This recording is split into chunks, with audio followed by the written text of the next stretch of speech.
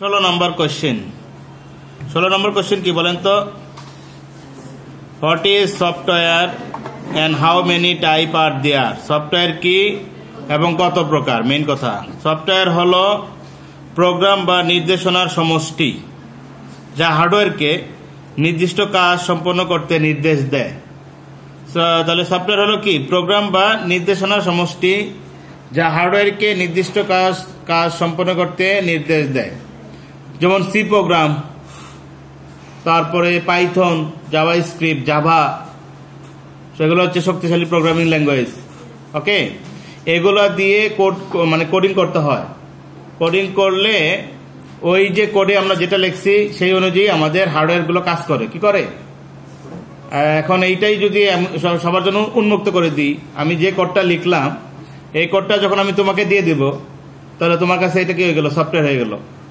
কি হয়ে গেল সফটওয়্যার হয়ে গেল তখন তুমি কোড দেখতে পারবে না কিন্তু ওটা ব্যবহার করতে পারবা কথা কি বুঝতে পারতেছো যেটাকে বলা হয় আমি তোমাকে যখন দিব তখন তোমাকে আমি কি দেব এক্সিকিউটেবল ফাইল দেব কি দেব যেটা দিয়ে তুমি এক্সিকিউট করতে পারবা বাট কোডিং ফাইলটা তার দেব না কিন্তু ওইটার মধ্যে তো কোড আছে এক্সিকিউটেবল ফাইলের মধ্যে কি আছে কোড আছে বাট লক করা থাকে কি করা থাকে লক করা থাকে তাহলে সফটওয়্যার হলো প্রোগ্রাম বা নির্দেশনার সমষ্টি যা হার্ডওয়্যারকে নির্দিষ্ট কাজ সম্পন্ন করতে নির্দেশ দেয় এই একটা লাইন মনে রাখতে পারবেন না তাহলে তো হলো না এটা এখনই মনে করেন মানে আপনার চিন্তার উপরে আপনার মন মানসিকতা নির্ভর করে মাঝখানে একটা গল্প মনে পড়লো বলে ফেলি হয়ে গেল তাহলে সফটওয়্যারের কথা বললাম তারপরে এটি কি বলছে এটি কম্পিউটারের মধ্যে বিভিন্ন অ্যাপ্লিকেশন বা প্রোগ্রামের আকারে থাকে যা ব্যবহারকারীকে বিভিন্ন কাজ করতে সাহায্য করে এটা দরকার নেই ওই লাইনই যথেষ্ট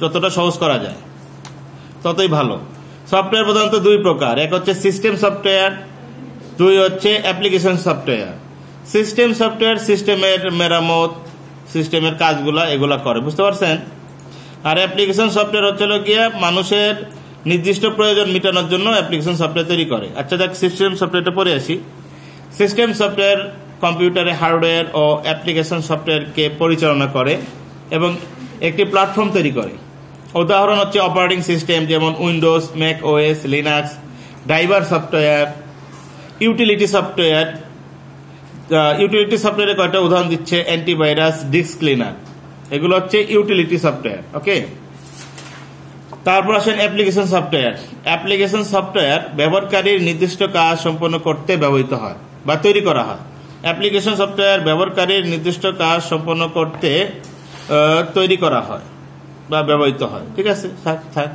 উদাহরণ হচ্ছে মাইক্রোসফট অফিস যেমন Word Excel Photoshop web browser ইত্যাদি 17 নম্বর কোশ্চেনে আসেন হোয়াট ইজ ইউটিলিটি সফটওয়্যার এই যে এখানে একটা অপশন ছিল না ইউটিলিটি সিস্টেম সফটওয়্যার একটা অংশ কি ইউটিলিটি না ইউটিলিটি এখন আমরা জানবো ইউটিলিটি সফটওয়্যার কি হোয়াট ইজ ইউটিলিটি সফটওয়্যার প্রশ্ন দেখা যাচ্ছে ইউটিলিটি সফটওয়্যার হলো এক ধরনের সিস্টেম সফটওয়্যার এটা কিন্তু সিস্টেম সফটওয়্যারের মধ্যে অন্তর্গত যা কম্পিউটারের হার্ডওয়্যার অপারেটিং সিস্টেম এবং অ্যাপ্লিকেশন সফটওয়্যারগুলোর মধ্যে সমন্বয় সাধন করে কার মধ্যে সমন্বয় সাধন করে সিস্টেম সফটওয়্যার যা কম্পিউটারের হার্ডওয়্যার অপারেটিং সিস্টেম এবং অ্যাপ্লিকেশন সফটওয়্যারের মধ্যে সমন্বয় সাধন করে কে সমন্বয় সাধন করে ইউটিলিটি সফটওয়্যার এবং সিস্টেমের কার্যকারিতা বাড়ানোর জন্য নির্দিষ্ট কাজ সম্পন্ন করে এটি মূলত কম্পিউটার রক্ষণাবেক্ষণ সমস্যা সমাধান এবং পারফরমেন্স উন্নত করার জন্য ব্যবহার করা হয় ইউটিলিটি সফটওয়্যার কেন ব্যবহার করা হয় কম্পিউটার রক্ষণাবেক্ষণ সমস্যা সমাধান এবং পারফরমেন্স উন্নত করার জন্য ব্যবহার করা হয় উদাহরণ দিলে এই ঘটনাটা তোমার বুঝে আসবে যেমন অ্যান্টিভাইরাস সফটওয়্যার কি ভাইরাস কম্পিউটারকে ভাইরাস মুক্ত রাখে না কম্পিউটারের পারফরমেন্সটাকে উন্নত করে না অ্যান্টিভাইরাস সফটওয়্যার কাকে সাহায্য করে তোমাকে সাহায্য করে না অ্যান্টিভাইরাস সফটওয়্যার মূলত কাকে সাহায্য করছে কম্পিউটারকে সাহায্য করছে তাহলে যে সফটওয়্যার তোমাকে সাহায্য করবে সেটা হচ্ছে অ্যাপ্লিকেশন সফটওয়্যার আর যে সফটওয়্যার কম্পিউটারকে সাহায্য করবে সেটা হচ্ছে কি ইউটিলিটি সফটওয়্যার যা এতটুকু লেখলেও একান্তই পারছো না এতটুকু লেখলেও সারে মার্ক দিবে কথা বুঝে গেছে যে সফটওয়্যার তোমাকে সাহায্য করবে তুমি মানে ব্যবহারকারী সেটা কি সফটওয়্যার অ্যাপ্লিকেশন সফটওয়্যার আর যে সফটওয়্যারটা কম্পিউটারকে সাহায্য করবে, কম্পিউটার যেন ভাইরাস মুক্ত থাকে, স্মুথলি চলতে পারে, জাঙ্ক ফাইলগুলো যেন না থাকে, তাহলে কাকে সাহায্য করছে? মূলত কম্পিউটারকে। তো কম্পিউটারকে সাহায্য করতেছে, তার মানে সেটা কোন ধরনের সফটওয়্যার? ইউটিলিটি। আর তোমাকে সাহায্য করলে অ্যাপ্লিকেশন। মনে থাকবে এই দুটা কথা মনে থাকবে। তারপরে তো আপনি বইয়ের ভাষা দেওয়ার চেষ্টা করবেন, না পারলে আমি যে কথা বলছি এই কথাই লেখা দিবেন, মার কাটে কে আমাকে দেখাইবে, জীবনও কাটবে না। তাহলে ইউটিলিটি সফটওয়্যার মধ্যে যে নর্টন, অ্যাবাস, ম্যাকাফি, তারপর এখানে আরো কয়টা পাইছিলাম, কোথায় যেন সফটওয়্যারের মধ্যে এই যে ডিস্ক ক্লিনার, এইটা আমি এখানে কপি করে ওখানে দিয়ে দিই। ডিস্ক ক্লিনার কি করে? ডিস্কের আবর্জনাগুলো পরিষ্কার করে, বুঝছেন না কথাটা? একটা কেটে দিই। ওকে, ম্যাকাফি ডিস্ক ক্লিনার। তারপরে হাউ মেনি টাইপ অফ কি আর অন কিবোর্ড। আজান দিচ্ছে, আজান দিলে একটু ব্রেক দেওয়া যায়। কথা বলবো না কেউ, আমরা এখন এইটা বলবো। হাউ মেনি টাইপ অফ কি আর অন এ কিবোর্ড। কিবোর্ডে মোট কত প্রকারের কি আছে, বাটন আছে আর কি? 5 প্রকারের। আলফা নিউমেরিক কিবোর্ড, যেখানে 1 থেকে 9 পর্যন্ত সংখ্যা লেখা যায়। 1 থেকে 9 সংখ্যা ব্যবহার করে হাজার হাজার সংখ্যা লেখা যাবে না। তারপর হচ্ছে আলফা নিউমেরিক কিবোর্ড, এই কিবোর্ডগুলিতে A to Z এবং 0 থেকে 9 এবং বিশেষ কিছু চিহ্ন @ এগুলো হচ্ছে আলফা নিউমেরিকের অন্তর্ভুক্ত। আলফা মানে ABCD আর নিউমেরিক মানে 0 to 9। কথা বোঝা গেল? ABCD আর চিহ্নগুলা এগুলো হচ্ছে আলফা, এগুলো হচ্ছে কি? আর 0 থেকে 9 এগুলো হচ্ছে নিউমেরিক। এই দুইটা মিলে হচ্ছে কি? Alphanumeric. বোঝা গেছে? তারপরে ফাংশন কি।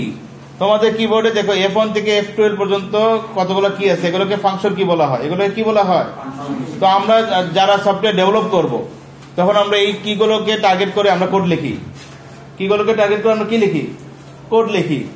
F10 না F12 হচ্ছে সেভ বা সেভ এস, F12 সম্ভবত save as. Microsoft Word open করে F12 এর চাপ দিলে সেভ এস আসে সম্ভবত, F12 বা F10। তো মাইক্রোসফট ওয়ার্ড যে বানাইছে সে এই ফাংশন কিকে টার্গেট করে কোড লিখছে, সফটওয়্যার কি করছে? কোড লিখছে। তাহলে যারা গেম বানায়, যারা গেম বানায়, বিভিন্ন ধরনের গেম আছে না, তারা কিন্তু এই কিবোর্ডের কিগুলোকে টার্গেট করে কোডিং করে। বুঝতে পারছেন? তারপরে আসেন ফাংশন কি তো বললামই। এখন আসেন নিয়ন্ত্রণ কি। কন্ট্রোল, অল্ট, উইন্ডোজ, ESC এগুলো হচ্ছে নিয়ন্ত্রণ করে। কোন একটা সফটওয়্যার ওপেন করছে, তাকে ক্লোজ করতে হবে, অল্টে চেপে ফাংশন F4 চাপ দিতে হয়, সেই জন্য এগুলোকে বলা হয় নিয়ন্ত্রণ। তারপর হচ্ছে নেভিগেশন কি।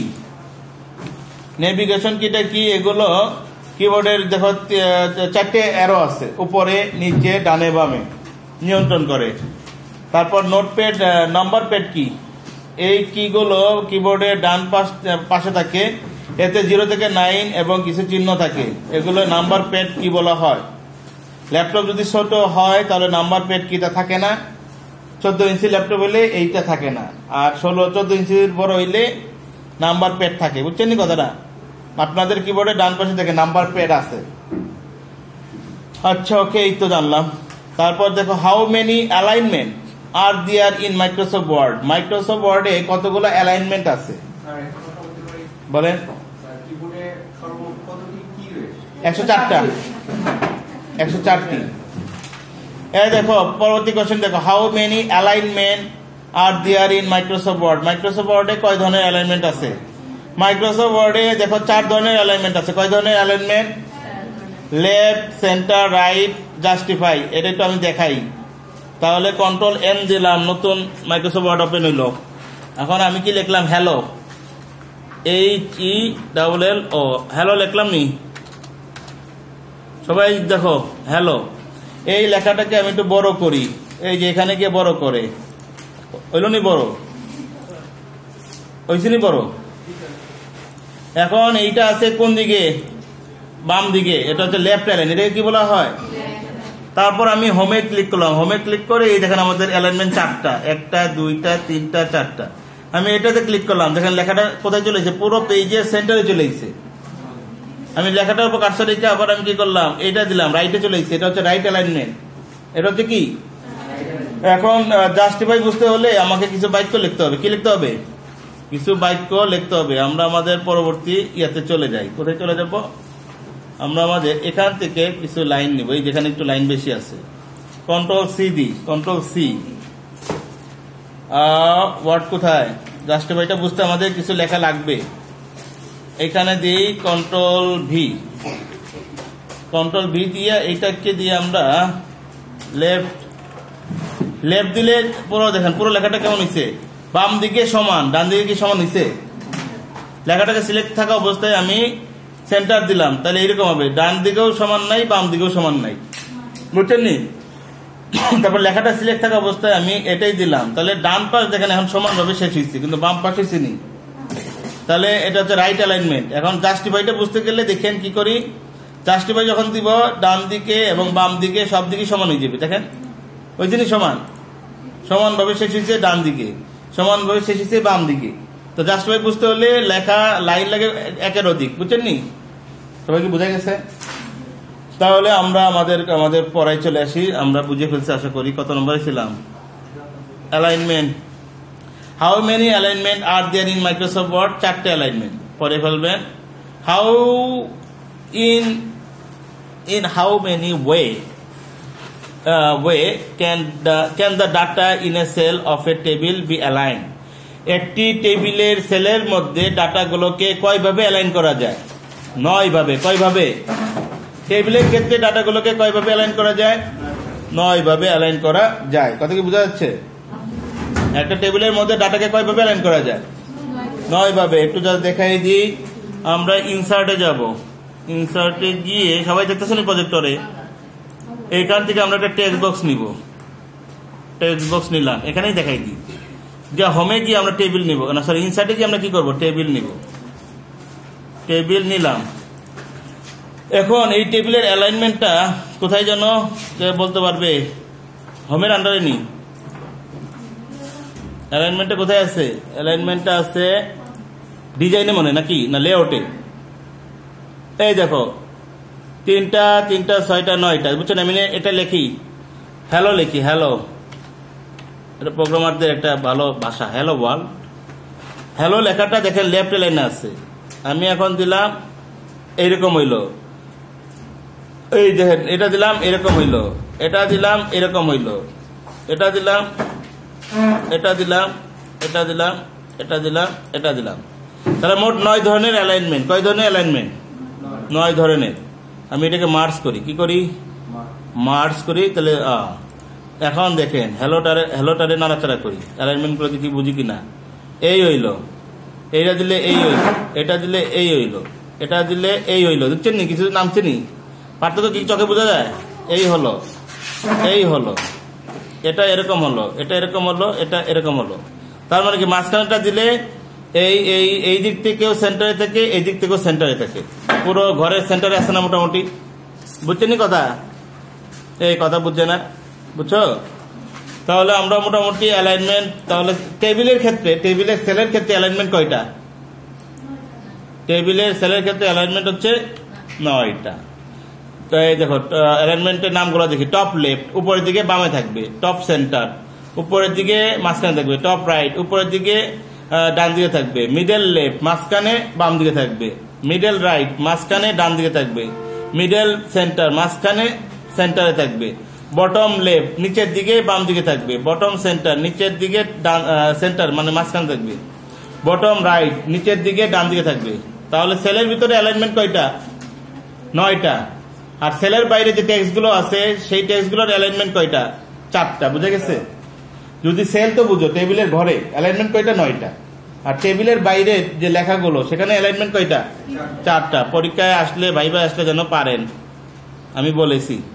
What is mail merge in the case of Microsoft Word? Microsoft ওয়ার্ডের ক্ষেত্রে মেল মার্জটা কি আমরা প্র্যাকটিক্যাল করার সময় জানবো। আমরা একটু সংজ্ঞাটা পড়ে দেখি বুঝি কিনা। মেল মার্জ মাইক্রোসফট ওয়ার্ডের একটি গুরুত্বপূর্ণ ফিচার মানে বৈশিষ্ট্য, যা একটি চিঠি বা ডকুমেন্টের একাধিক কপি তৈরি করে। একটা চিঠির কয়টা কপি তৈরি করে? একাধিক কপি তৈরি করে, ভিন্ন ভিন্ন ব্যক্তির কাছে পাঠায়, পাঠানোর জন্য ব্যবহৃত বা পাঠায়, তোমার নিজের ভাষায় বললে পাঠায়। তাহলে মেল মার্জটা কি? এত সহজ ভাষায় লিখছি, নিজের ভাষায়। আমি কিন্তু নিজের ভাষায় লিখছি, তো আমি যখন নিজের ভাষায় লিখছি এই ভাষাটা আবার তোমাদের জন্য বইয়ের ভাষা হয়ে গেছে। তুমি যখন তোমার জন্য নিজের ভাষায় লিখবে এটা হচ্ছে তোমার নিজের ভাষা, বুঝছো না কথাটা? আমার জন্য এটা কি? আমার নিজের ভাষা। তাহলে মেল মার্জের সংজ্ঞা কি? মেল মার্জ হলো মাইক্রোসফট ওয়ার্ডের গুরুত্বপূর্ণ ফিচার যা একই চিঠি বা ডকুমেন্টের একাধিক কপি তৈরি করে। চিঠি হইতে পারে, ডকুমেন্ট হইতে পারে, তার একাধিক কপি তৈরি করে ভিন্ন ভিন্ন ব্যক্তির কাছে পাঠায়। একে পাঠাইছি, ওকে পাঠাইছি, ওকে পাঠাইছি, ওকে পাঠাইছি, বুঝছো না কথাটা? এইটাই হচ্ছে মেল মার্জ। ওকে, এটা এই পরীক্ষা তো এসএস পরীক্ষা তো আসছিল, ভাইবে তো ধরে, ছেলে মেয়েরা পারে না, পরে দিই তাও পারে না। এর থেকে আর দুঃখের কথা কি আছে? প্রশ্ন কমন পড়তে পারে না।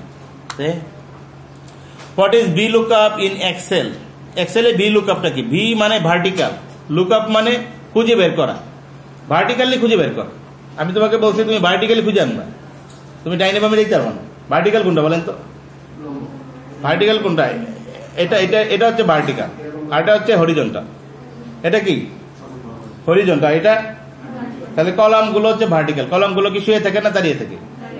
দাঁড়িয়ে থাকে। এই যে কলাম, বিল্ডিং এর কলাম গুলো হচ্ছে ভার্টিক্যাল, আর ফ্লোরটা হচ্ছে কি? হরিজন্টাল। ফ্লোরটা কি?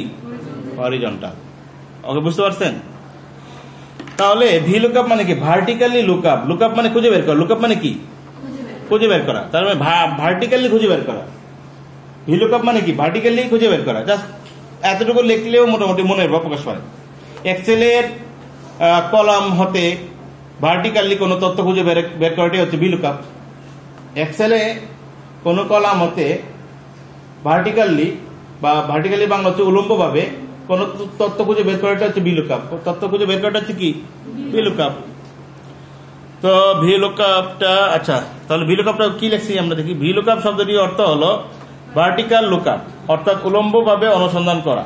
এটি কোনো টেবিলের প্রথম কলাম থেকে নির্দিষ্ট মান খুঁজে বের করে এবং সেই মানের সাথে সম্পর্কিত ডেটা নির্দিষ্ট কলাম থেকে নিয়ে আসে। প্রথম কলাম হচ্ছে সার্চের ভ্যালু, সেই সার্চের ভ্যালুটাকে ব্যবহার করে পাশের কোনো এক কলাম থেকে ডাটা খুঁজে আনে। কথা আমার বুঝে গেছে? প্রথম কলামে আছে রোল নাম্বার, তুমি রোল নাম্বার দিলা, তারপর বললাম যে তার নাম খুঁজে বের করো। তাহলে তার নামটা খুঁজে বের করবে কি? রোলের কলাম থেকে না নামের কলাম থেকে? নামের কলাম থেকে। তো নামের কলামে কি একটা নাম থাকেনি? হাজার হাজার নাম থাকে। তাহলে সেই যে ভার্টিক্যালি হাজার হাজার নাম খুঁজে সে তার নাম বাই করবে, সে তার কি করবে? নাম বাই করবে। তাহলে এই হচ্ছে ভার্টিক্যালি। যখন সংজ্ঞাটা বুঝছেন নি, যখন আপনি পড়বেন, পড়ার সময় চোখের মধ্যে ভিজুয়ালাইজেশন হতে হবে, চোখে যেন এই দৃশ্যটা ভাসে। যখন গল্প বই পড়েন, গল্পের বই পড়লে চোখের দৃশ্য ভাসে না, মনে যেন আমি গল্পের মধ্যে আছি। এটা হচ্ছে ভিজুয়ালাইজেশন। এটাকে কি বলা হয়? যার ভিজুয়ালাইজেশন যত বেশি হবে সে তত মেধাবী স্টুডেন্ট। খাতায় লিখে রাখেন, কথা যা বলেছি সত্য, কোনো ইয়া নাই, কোনো সন্দেহ নাই। লেখাপড়ার সময় যার যত ভিজুয়ালাইজেশন হবে মাথার মধ্যে, জিনিসটা বা ঘটনাটা, বইয়ের যে ঘটনাটা, সেটা তোমার মাথায় দৃশ্য পড়তে ছবি হয়ে, মানে ভিজুয়াল তো বুঝতেছো, তুমি চোখে দেখতেছো। এরকম যদি হয় তাহলে ওই পড়াটা তুমি ভুলবা না, জীবনও ভুলবা না, মনে থাকবে। কথা কি বুঝে গেছে? আপনারা তো ম্যাথের স্টুডেন্ট, অনেক জানেন, এটা তো হওয়ার কথা। আর যেটা ভিজুয়ালাইজেশন হয় না সেটা 2 মিনিট পরে ভুলে যাবে। Believe me or not, believe it or not, বিশ্বাস করেন আর নাই করেন, কথা সত্য। তাহলে পড়ার সময় থিঙ্ক করতে হবে ঘটনাটা আসলে কি। আচ্ছা, একটা কলাম থেকে আমি ডাটাকে টার্গেট করে পাশের কলাম থেকে আমার প্রয়োজনীয় ডাটা খুঁজে বের করাটা হচ্ছে ভি লুকআপ। এই দেখেন, ভি লুকআপ শব্দটি হলো ভার্টিক্যাল লুকআপ, অর্থাৎ উলম্বভাবে অনুসন্ধান করা। এটা তো বাংলা করছে, সংজ্ঞাটা মূলত এখান থেকে শুরু, বুঝছেন নি? এটি কোনো টেবিলের প্রথম কলাম থেকে নির্দিষ্ট মান খুঁজে বের করে এবং সেই মানের সাথে সম্পর্কিত ডেটা নির্দিষ্ট কলাম থেকে নিয়ে আসে। এটাই হচ্ছে আমাদের ভি লুকআপ, ভার্টিক্যাল লুকআপ। তারপরে দেখেন, how many column in Excel. এক্সেলে মোট কতটি কলাম আছে? এক্সেলে মোট 16,384টি কলাম আছে। এর থেকে শুরু, এক্স এফ জেড থেকে শেষ। আমরা একটু দেখে আসি। এক্সেল, তুমি চলে আসো। তো দেখেন এক্সেলে এগুলো হচ্ছে কলাম। এটা হচ্ছে এ কলাম, পুরাটা সিলেক্ট হয়েছে। এটা হচ্ছে বি কলাম, এটা হচ্ছে সি কলাম, ডি কলাম, ই কলাম, এফ কলাম। এই ভাবে কতগুলো কলাম আছে? 16,000 কত? হ্যাঁ। আর কত থেকে শুরু হয়েছে? এ থেকে শুরু হয়ে কোথায় শেষ হয়েছে জানেননি? এ থেকে শুরু হয়ে এক্স এফ ডি পর্যন্ত শেষ হয়েছে। এটা আপনি গুনতে গেলে কয়েক মাস লাগবে, তো গোনার দরকার নাই, আমরা গুনেছি বা সূত্র দিয়ে এগুলো বার করা যায়। How many row in Excel. রোতে এক্সেল এক্সেলে রো আছে কয়টা? 10,48,576টা রো কোনগুলো একটু চিনাই দিই। এই যে আমি যে দেখাচ্ছি সাথে সাথে এটা হচ্ছে ভিজুয়ালাইজেশন তৈরি হবে আপনার মাথায়। এই যে আমি একে ক্লিক করলাম, দেখেন এই পুরোটা সিলেক্ট হয়েছে। এটা হচ্ছে একটা রো, এটা হচ্ছে দ্বিতীয় রো, এটা হচ্ছে তৃতীয় রো, এটা হচ্ছে চতুর্থ রো, এটা হচ্ছে পঞ্চম রো, এটা হচ্ছে ষষ্ঠম রো। এইভাবে কতগুলো রো আছে দেখেন, আমি কততে চলে এসেছি অলরেডি। আমি এখন দেখেন একটা 700 এরকম আছে 10 লক্ষ, এরকম আছে কত 10,48,576 এক্স্যাক্টলি মনে রাখবেন। What is filter in case of Microsoft Excel? Microsoft Excel এর ক্ষেত্রে ফিল্টার কি? ফিল্টার মানে ফিল্টার করা, মানে কি? আমরা পানিতে যদি মনে করো ময়লা পড়ে, পানিটা ফিল্টার করতে হয় না? ফিল্টার করে সে ময়লাগুলো ফালাই দিল আর ভালো পানিটা আমাকে দিল নাকি? ফিল্টার বলতে যা এখানেও তা, ফিল্টার বলতে যা এখানেও কি তা। তার মানে আমরা বাস্তবে ফিল্টার করি কি কারণে? যে ভেজালটা মুক্ত করার জন্য ফিল্টার করি। কেন বলেন তো? ভেজাল মুক্ত করার জন্য। তাহলে এক্সেলের ক্ষেত্রে ফিল্টার কি হবে? তোমার মানে অনেক ডাটা আছে, এই ডাটা থেকে অপ্রয়োজনীয় ডাটাটা তুমি সরাই লইবা আর প্রয়োজনীয় ডাটাটা তুমি নিয়ে আইবা, এটা হচ্ছে ফিল্টার। তাহলে আমাদের কম্পিউটারে মাইক্রোসফট এক্সেলের ক্ষেত্রে ফিল্টারের ডেফিনেশন কি হবে? এখানে তো তেল নাই, নুন নাই, লবণ নাই, পানি নেই, আছে। তাহলে এখানে ডাটা হবে, এখানে কি হবে? মনে করো তেলে ময়লা পড়ছে, তাহলে তেলকে আমরা ফিল্টার করি কাপড় দিয়ে থাকি, তাই না? কিন্তু তাহলে আমাদের এই তেলের জায়গায় আমাদের কম্পিউটার ক্ষেত্রে কি লাগাইতে হবে? ডাটাকে অপ্রয়োজনীয় ডাটা মুক্ত করে আনাটাই হচ্ছে ফিল্টার। এক্সেলের ডাটাগুলোকে অপ্রয়োজনীয় বা গুরুত্ব কম আর কি, এই সকল ডাটা মুক্ত করে প্রয়োজনীয় ডাটা আনাটাই হচ্ছে ফিল্টার। প্রয়োজনীয় ডাটা আনাটাই হচ্ছে কি? এটা তো আমি আমার কথা বললাম, বইতে কি লেখছে একটু দেখি।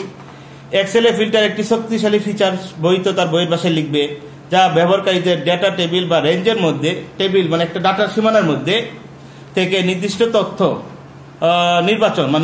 নির্বাচন করা, প্রদর্শন করা সুবিধা দেয়। নির্দিষ্ট তথ্য, আর বাকি তথ্য প্রদর্শিত হইবনি না।